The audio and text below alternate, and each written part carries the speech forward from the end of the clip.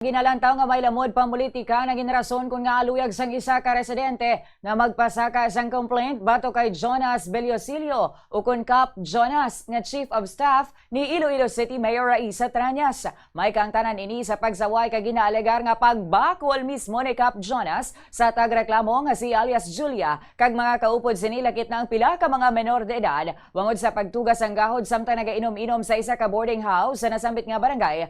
Pesar nga kaagahon na kagin pahayag nga nagatugas ang disturbo sa mga nagakatulog nga mga residente. Sa interview sa Bomba Radio kay punong barangay Amadeo Sultan sang Simon Ledesma, Haro, Iloilo City, iyagin pahayag nga pila na kaadlaw ang nagligad sa natabo ang pagpanaway ni Kap Jonas kag nagastoryahanay na ang mga inisang maayo kag nagpangayo sang pasaylo ang mga kabataan nga hindi na pagliwaton ang magahod nila nga pag-inom-inom. Apang suno sa iyagin kakibot niya nga gulpi lang nagbalik si alias Julia kag luyag na sini nga magpa-blotter sa ginapahayag nga pagpanakit sa ila ni Beliosilio bisan pa nga wala inisang dala nga ebidensya o kun medical certificate. Ginsiling man ni punong barangay Sultan nga nagbalik pa si alias Julia nga may kaupod nga mga lalaki kag nagpakilala nga mangin representative ni Julia apang wala man inigin pahanugutan sa punong barangay bangod indi man ang mga inihimata o kun abiyan sa natungdan kundi tinawo sang tawag sini nga pulahan.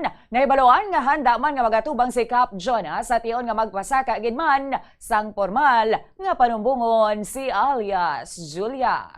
Hindi kasi nila ampak na todo. Nang pang ano lang sila o para pa sila. Nagdaluluwa sila sa kwarto na magpalanaog. Ginagambal magkakap Jonas nga pasinsagid ka.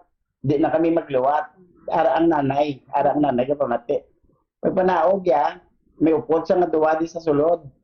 Huwag ko pinasulod kay gusto sa isa to man ilit nga masulod kay kuno. Siya kuno na representative. Din ko tayo, anoya ka? Tiyo, anoya ka? Tatay? May leader sila to sa mga pulahan. Ginsakyan sa politika ang kuwan sang bata. Huwag sa mga ganuna, bata pa na iya tiguro gindalan ginila sa pangpolitika nila. Si punong barangay Amadeo Sultan, sang Simon Ledesma, Haro, Iloilo City.